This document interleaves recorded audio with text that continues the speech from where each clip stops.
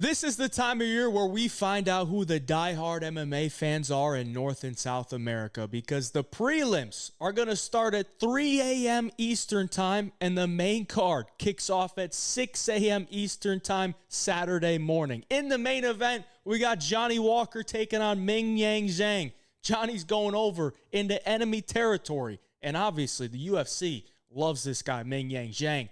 Absolutely beautiful performances he's had in the UFC so far, but this is definitely his biggest step up in competition. And Johnny Walker, things have not been going very well for the guy. In the co-main event, Brian Ortega taking on Aljamain Sterling. A very fun matchup. Should be a grappler's delight. Overall, the card is looking pretty good. I'm going to go through every single fight on the card. I'm going to give you my early pick, my early thoughts on every single one of these fights. This is before all the tape study goes down. I did have to watch a little bit of tape on some new guys, but overall, this is before, all the boxes have been checked and I really get my reads in on it. I like to do these videos for you guys to just kind of talk about the guys, basically what we know about them before we dive into the tape and think about the matchup a little bit more stylistically. But before we do that, normally we would hop into the recap of how last night went, but I am recording this Saturday morning because I'm going to be out of town on Saturday night and into Sunday, and I want to get this video out to you guys after the fights are completed tonight at UFC 319. So I can't give you any results on how that went, but I'm hoping my boy DDP pulled it off. I really hope he does. I'm not going to have any official plays on DDP because I am biased, but I hope he does pull it off, and hopefully we get an and still. But on the year, we're positive 44.35 units before UFC 319.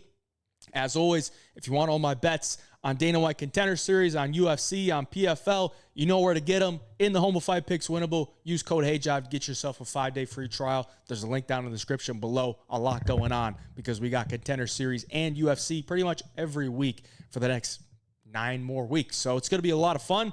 Hop in there if you want all the bets. But that gives us more time to talk about the fights. First fight of the night, at least that's what it's looking like right now, is going to be Michel Pereira taking on Kyle Daukas. Daukas coming in on short notice, making his second stint in the UFC. And I thought eventually he would make his way back because he's going to beat a lot of these regional guys. And if you're one of these guys that are too good for the regional scene, but you're not quite good enough to be in the UFC, pretty much you just got to wait on your opportunity to take a short notice fight. And that's what he did. He's picking up some wins on the regional scene, doing what he needs to do.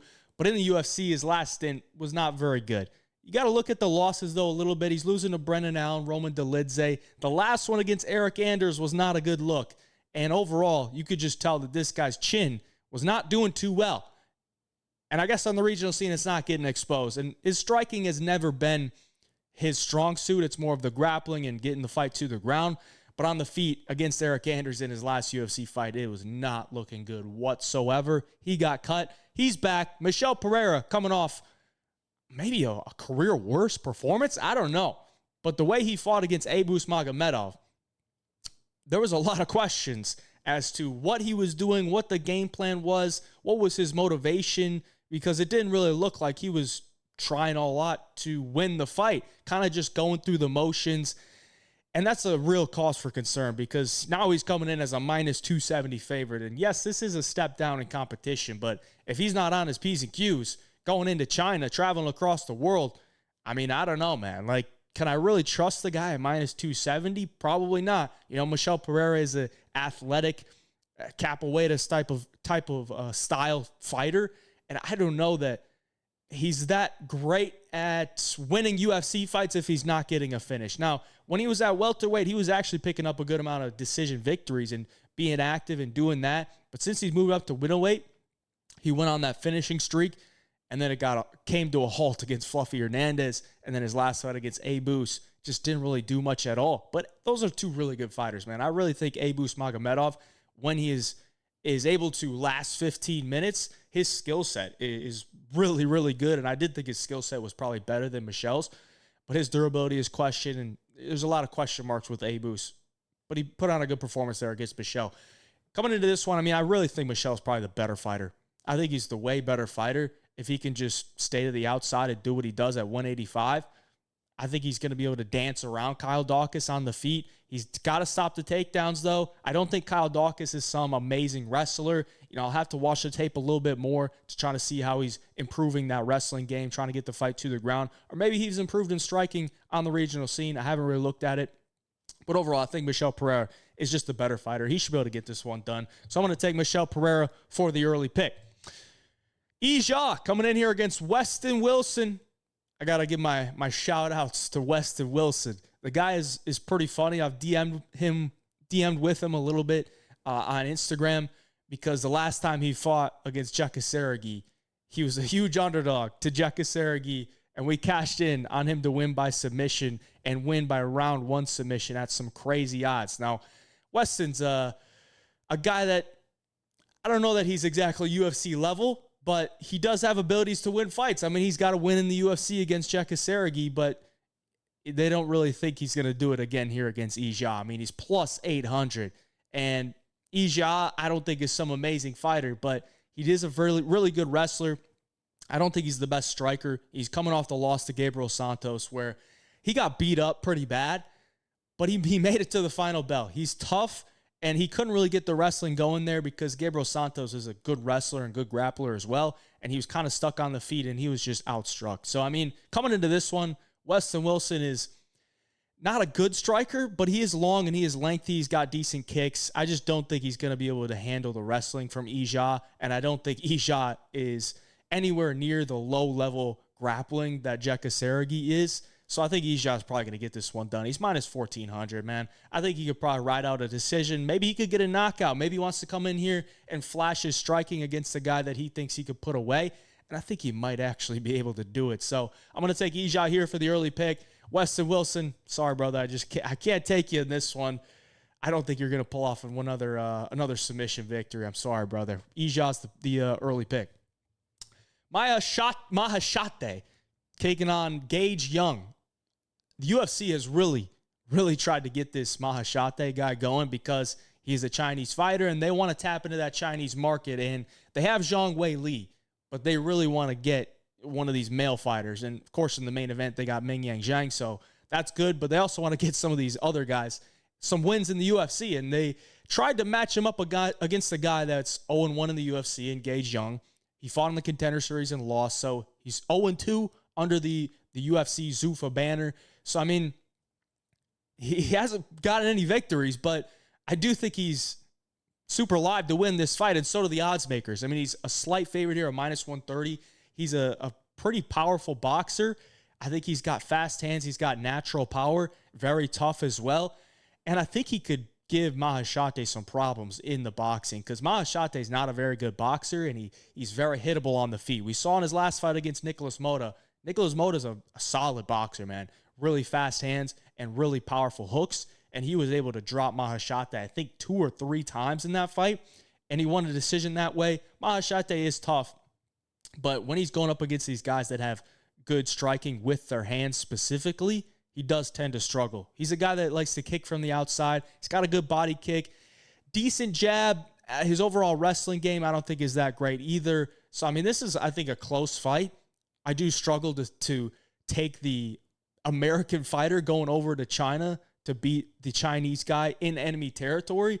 But I think stylistically, based on what I know about these guys, I think Gage Young's going to give him some problems in the boxing department. He's just got to get it on the inside and let his hands go. And I think he should be able to hit Mahashate here. So I think Gage Young could be able to get this one done. I'm going to take him for the early pick. He's a little bit green. I think he could be a little bit more aggressive or a little bit more forward pressure and try to go for it a little bit. But in his UFC debut, I think it was short notice, gets Evan Elder. And Evan Elder did a great job at staying at range and not really getting into these scenarios where he's in the pocket trading. He's kind of in and out, and I just don't think Mahashate has that. So give me Gage Young for the early pick. Rongzhu taking on Austin Hubbard. Austin Hubbard. He's still doing it, man. He's 4-7 in the UFC. He's on his second stint in the UFC as well. But he is willing to show up. He's willing to fight whoever they want him to. And more often than not, they're trying to throw him against the guy that they want to win. Rongzhu, absolutely insane performance he put on against Cody Steele in his last fight. He was a huge underdog in that one. There was a lot of hype around Cody Steele, and Rongzhu went in there and beat the brakes off of him. So great performance for Rongzhu, but he was a huge underdog in his last fight, and now he's a pretty sizable favorite at minus 300. I think there's a lot of improvements you can see from Rongzhu. I mean, he's 2-3 in the UFC. This is his second stint in the UFC as well. 4-1 in his last 5. I think he went through the road to UFC tournament like twice, maybe 3 times. I forget. But the dude's got a lot of fights. He's got a lot of fights. He's only 25. You could see the improvements there. I think he's got enough to beat Austin Hubbard here. The thing about Austin Hubbard is he does tend to fight to some close decisions because he's serviceable in every aspect of the game, but he's not going to blow you away in any area. So, I mean, is he going to go in there and take down Rongzhu? I highly doubt it. He's not going to go in there and submit him. I highly doubt it. Is he going to go out there and just put on a clinic in the striking and run away with the fight on the feet? No. Maybe he could take him to a close decision, but honestly, I don't even know if it's going to be close. I think it could be a 30-27 for Rongzhu. Austin Hubbard's just a tough guy, serviceable in every area, but not really good at anything. And I think Rongzhu, with the improvements that he's making, is going to be able to come in here and get I think a fairly easy victory over Austin Hubbard. So give me Rongzhu for the early pick. And we got another Chinese fighter, Xiao, coming in here, taking on Su Young-yu, the South Korean guy who's now 2-0 in the UFC. And coming off the win against A.J. Cunningham, where he was a massive favorite, and he went to a decision against A.J. Cunningham, which, if you ain't finishing A.J. Cunningham, it probably means you ain't that dangerous. You know, A.J. Cunningham at times is a punching bag, but he really just took that fight to the ground and smothered him and rode out a decision victory at the Apex. Xiao, great performance he had in his last time out against Quang Li. I mean, he, similar to Rongzhu, who we just talked about, beat the brakes off of Quang Li. And Quang Li has come back and won his next fight against Gaston Bolaños. But on the feet, this guy was fast. It looked like he was on some crazy supplements because the dude was piecing him up. Just way faster, great jab, good low kicks, solid hooks. I mean, he looked like he was on another level that fight compared to his first UFC fight against Chang Ho Lee. Now, we've seen Chang Ho Lee go into his next fight against Cortavius Romeus and absolutely smoke him. So looking back on that loss, and it was a close fight, that's a good loss to have on your record, I guess you could say that. But coming in here, man, he's plus 150. I'm very tempted to take a shot on Xiao because I just really have not been impressed with Su Young-yu. This guy's got, I don't want to say hype, but he's got some high expectations. And I just haven't really seen anything that I could look at and be like, wow, this guy is insane. This guy is going to be the next big thing. And I look at Xiao, I see a guy that can defend the takedowns pretty well, a guy that is going to be scrappy in there, has shown me really solid striking, and I think he could pull this one off, man. So I'm going to take Xiao. I believe he's Chinese. Maybe I'm assuming, but I believe he's Chinese in his home country to get it done. I'll take Xiao for the early pick. I think he gets it done. Could be a decision victory, but I think he can just outwork him. Moving on, Charles Johnson taking on Loner Kavanagh. Charles Johnson, man, never gets an easy fight.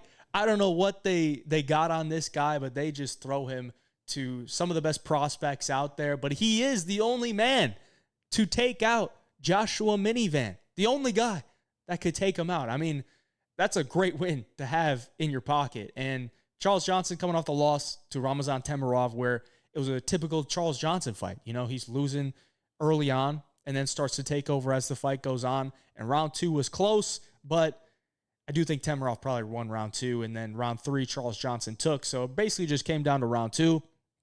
And I think Temirov definitely won it. I don't want to say definitely, but I think he almost clearly won it. And it was basically, you know, Charles Johnson, 29-28 loss. It's usually how he loses. He usually wins round 3 at a pretty high clip. He's taking on a very touted prospect here in Loner Kavanagh, who trains in Europe, in the UK, but I believe his maybe one member of his family, his mom or his dad, is from China. So, I mean, I think he reps the Chinese flag, but, you know, not really Chinese because he trains in the UK. So here it is. I mean, he's minus 225. He's 26, and I think the guy is very sharp on the feet. But there's one thing about him that I don't know that I can get over. Fought in Cage Warriors, man. fought in Cage Warriors, and I'm just not a believer in these Cage Warriors guys. There are a few exceptions, the Paddy Pimblets, the Ian Garys, the Ilya Toporias, the Conor McGregors. Like, those are the exceptions to the rule. But eventually, these Cage Warriors guys just always let me down. And I'm waiting for Loner Kavanagh to let me down, because he's had a lot of great performances, but they're pretty close fights. Like, you can tell the skills are there. The guy's fast. He's a great counter striker. He moves well. He defends takedowns well. He has some power in his hands. The knockout he had on the Dana White Contender Series was beautiful. But is he going to go in there and knock out Charles Johnson? I highly doubt it. Nobody has. And is he going to go out there and outwork Charles Johnson? I highly doubt it. Not many people outwork Charles Johnson. I think if Charles Johnson comes into this fight, knowing that it's a 3-round fight and not a 5-rounder, because he acts like every fight that he has is like a 5-round fight. It's 3 rounds, Charles. All right? You got to start from the opening bell. If he comes in here with that mentality, I think he could win a decision here. It's going to be tough going against the guy that is probably going to be repping the Chinese flag. And Charles Johnson on the scorecards usually isn't great, because the judges don't seem to like him. But I think he could win here, man. Kavanagh tends to fight on close margins if he's not knocking you out.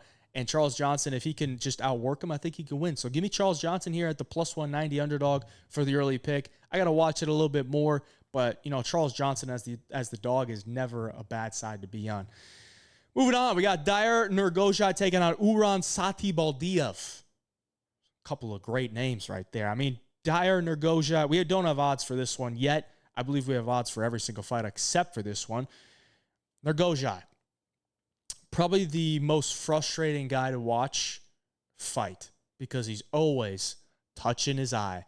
I don't know if they've tried to get that fixed, but they should really get that fixed, because he lost his last fight. He was undefeated. He was a big favorite over Brendan Sinaberio. He got dropped in round 1. In round 2, he gets Kimura'd. I'm pretty sure he just got Kimura'd because he couldn't touch his eye. Like, he was like, dude, I got to touch my eye. I can't touch it because I'm trying to defend this takedown. I'll just tap so I can touch my eye. I don't understand it. I don't understand it whatsoever. But the guy should be good. He should be good. Southpaw striker. I think he's a little bit low volume, but he picks his shots nicely. He's got good accuracy, got a good body kick, good left hand, keeps his distance well, moves well. Offensive wrestling is okay. It's okay, but he went up against a big Brazilian guy that I think had a lot more experience in MMA. I think that was a little bit of a check on Nurgozhay to be like, all right, you're not quite on this level as far as experience.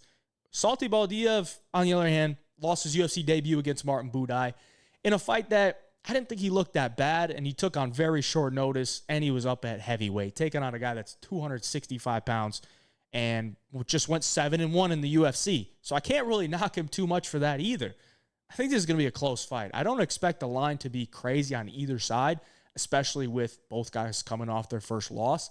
And I give more leeway to Satybaldiev taking his loss against Buday up a weight class, especially when it's 205 compared to 265. It's a huge weight difference.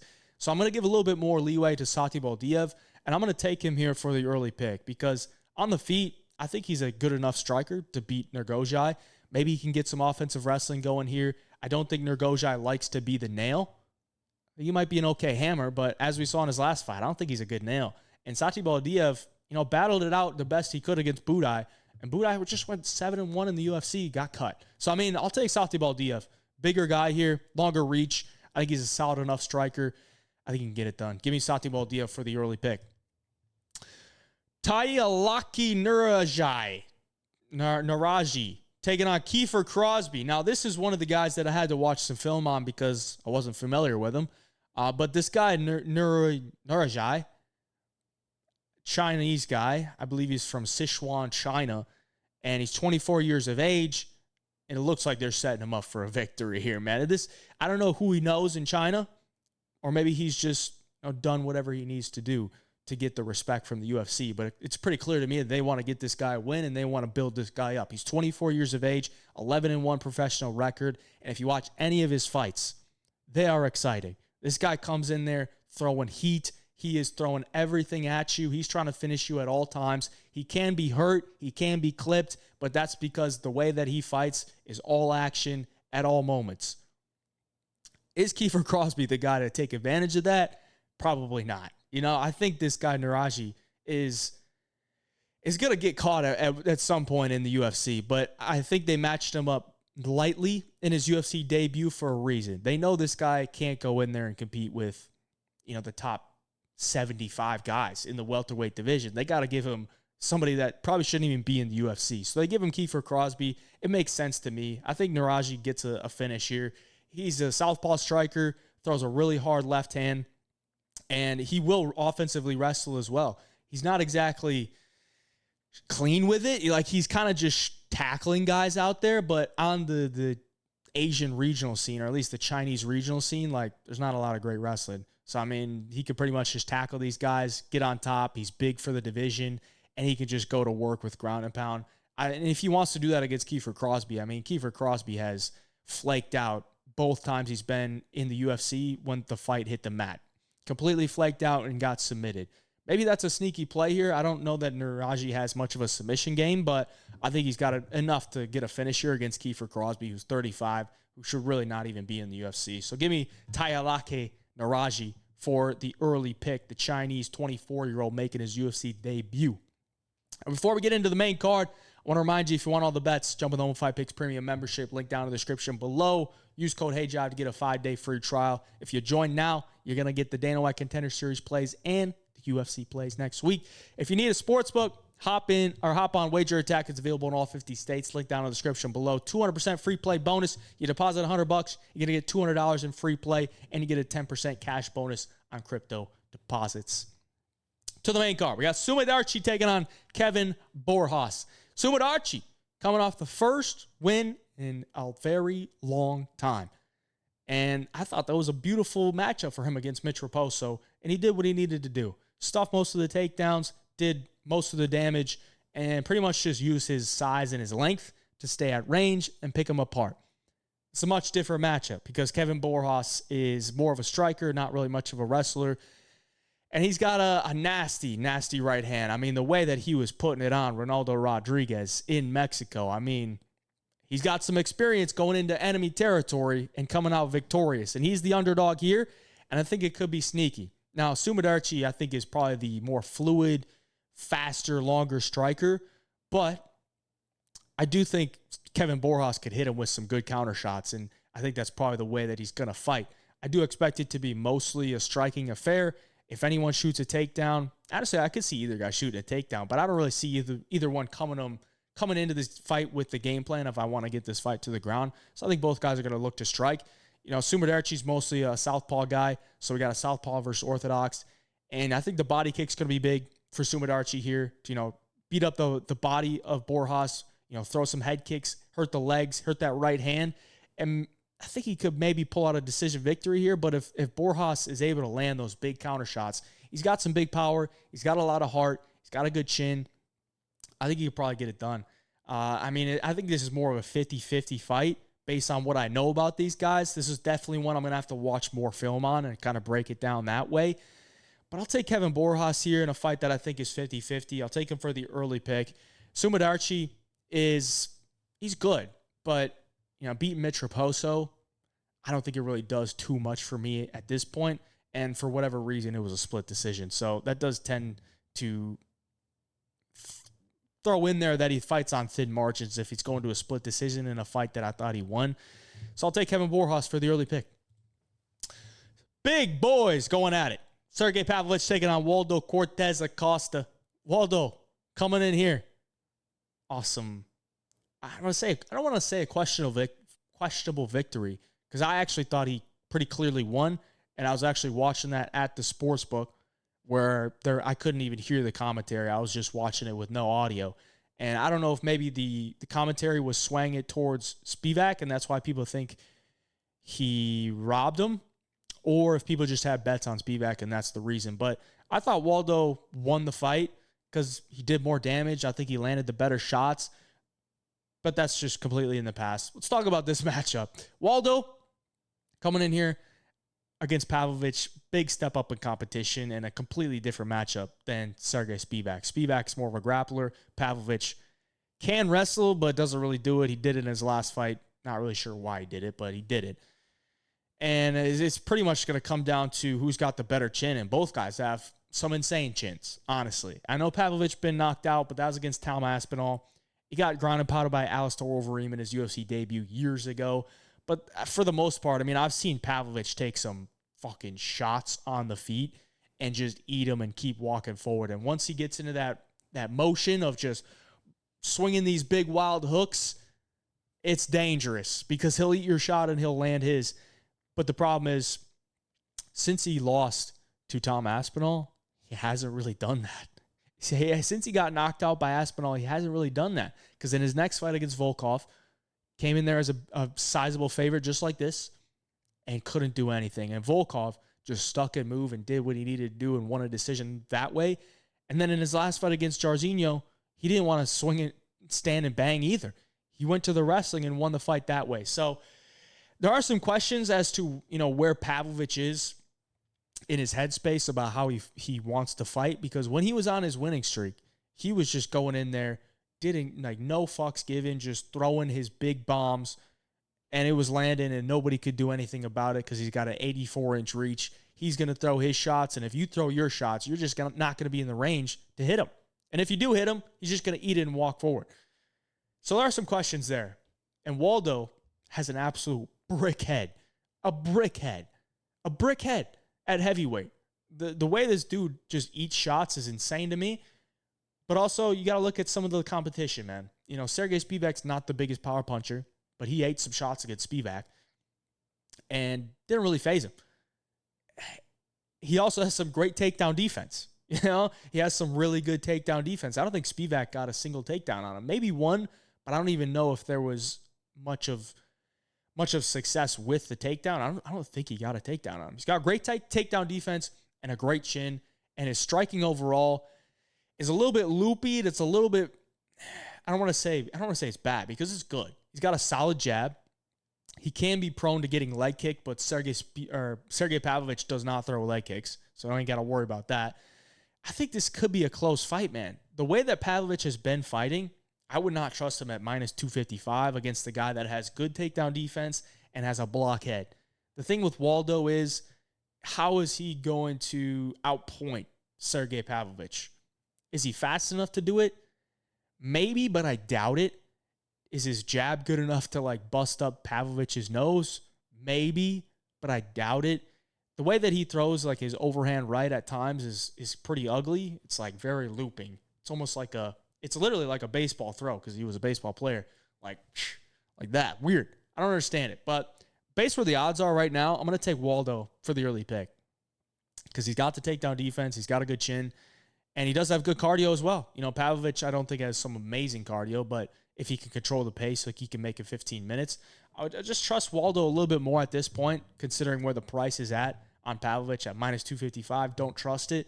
I would much rather have a Waldo Cortes Acosta at plus 215. And Waldo's been on a streak, man. He's got a lot of self-belief. So give me Waldo Cortes Acosta for the early pick because he's the dog. Co-main event, Brian Ortega taking on Aljamain Sterling. Honestly, I've never really been a Brian Ortega guy, but when he did beat Yair Rodriguez, I felt good for him, man. I felt good for him. He was coming off a weird relationship with Tracy Cortez, and then he got back with his ex-wife, and he felt like it looked like it was just like a feel-good moment. He left the girl that everybody's crazy over, gets back with his rock in his ex-wife, and they are with their family, and he gets the victory over Yair after not getting a victory for a long time. Felt good for him. Then he took on Diego Lopez. And I knew that was not going to go well for Brian Ortega because the way to beat Brian Ortega is to beat the piss out of him on the feet. If you're going to grapple with him, then things could get interesting. But if there's a guy that I would want to grapple with Brian Ortega, it'd probably be Aljamain Sterling because Aljo, amazing grappler, even at 145, the dude still looks big. He was able to grapple with Movsar Evloev really, really well. Those scrambles in that fight, I know not a lot of people get excited about wrestling and grappling, but watching those two grapple was actually very interesting. And I'm more of a boxer, man. I'm not really interested in seeing that. But when you get two really good grapplers going back at it, Like, I think that was really fun to watch. Coming into this one, man, I'm not really sure how it's going to play out because I think Ortega's overall boxing, I think, is better, but I think his durability and his head movement is just not good. But is Aljo going to take advantage of it? No. Like, Aljo he can throw a lot of volume in some fights. He's more of a weird, funky type of striker, throws a lot of kicks. He'll throw his hands, but he's not really going to, commit to anything on the feet. So this is a very, very weird one for me. Even at 36, being the older guy, I trust Aljo to be a little bit more fresh, which is weird to say because I just don't really think Ortega, he's been in so many wars. Like, there's just more miles on his body, on his head, and, his scar tissue and all that. It's a very weird one to think about because when I think in my head, I think Ortega's older in MMA years because the way that Aljo fights is mostly grappling these guys. He's not taking a lot of damage, even at 36. But I think I'm going to take Aljo for the early pick, but minus 300 is questionable because maybe the books are giving him a little bit too much credit for the loss against Movsar in a fight where it was very close, and Ortega's coming off the bad loss to Diego Lopez. So there could be some recency bias in this line, but either way, when I look at it, I do think Aljo probably wins. Fairly competitive decision. I don't know that he submits Brian Ortega, but, on the ground, if you're going to grapple with Ortega, you're always going to give him some chances to find a fight-ending finish. And he is the normal featherweight. He did talk about going up to lightweight. I'm not sure why that didn't happen, but by the look on the screen, I don't think he should be going up to lightweight. I think he should probably be working on chiseling some of that excess weight and staying at 145 and maybe try to look like Aljo a little bit more, Maybe try to do that.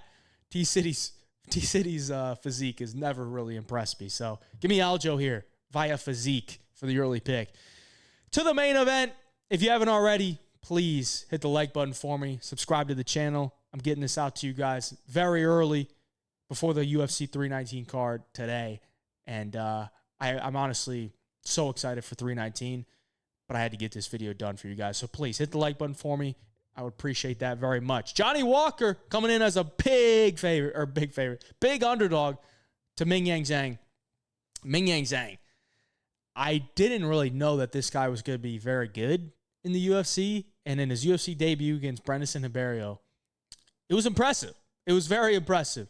And then in his next fight against Ozzy Diaz, I knew he was going to go in there and knock him out because Ozzy Diaz is, for one, not a light heavyweight. For two, just older and looks frail. And Mingyang Zhang looks like, he has a blockhead as well. He's got like a steroid head. Everything you could think of, they injected into that head to be like, this guy will never get knocked out. And then he took on Anthony Smith, and I'm like, yo, I like Anthony Smith, but he's not going to be able to deal with the athleticism that Mingyang Zhang possesses. And that's really what it comes down to, man. I think Mingyang Zhang is a great athlete for light heavyweight, very fast. His pocket boxing is dangerous. He throws some nasty elbows when you try to enter in the clinch. He beat the piss out of Anthony Smith in the clinch with those elbows, bloodied him up. He is a finisher, and he is a round one finisher. And if you're looking at Johnny Walker and you're trying to look at it and say, well, he's 6'6", he's 82, has an 82-inch reach. Maybe he could just stay to the outside and, chip away at him and tire him out and do it that way. Yeah, that's great on paper, but he's never done that. And what he does do is leave his chin out there for people to hit it. And he usually goes down, and he goes down in an awkward fashion. So, yeah, it's going to be Mingyang Zhang for me in this one. Pretty clear setup spot, in my opinion, for the UFC to get their Chinese possible superstar in the male division. A win, a highlight knockout over Johnny Walker, who has been highlight knocked out many, many times. Now, if Johnny can get this fight to the ground, then I think that's probably his best path to victory. Johnny also does have, some power on the feet, a little bit awkward striking, but I don't know that he's going to knock out that juiced up chin, man. I just don't think he's going to do it. That blockhead ain't going nowhere. So Mingyang Zhang, going to be the early pick this week. He'll probably be the official pick as well. I think it's a clear setup spot. But, yeah, should be interesting to see how long Johnny Walker lasts at 7 in the morning, 8 in the morning. I'll be up. I'll be watching. I'll be having some bets locked in. Sometimes those are the best, just peaceful watch in the morning. Appreciate y'all for watching. Like the video for me. Again, subscribe to the channel. Until next time, hey, Job Picks.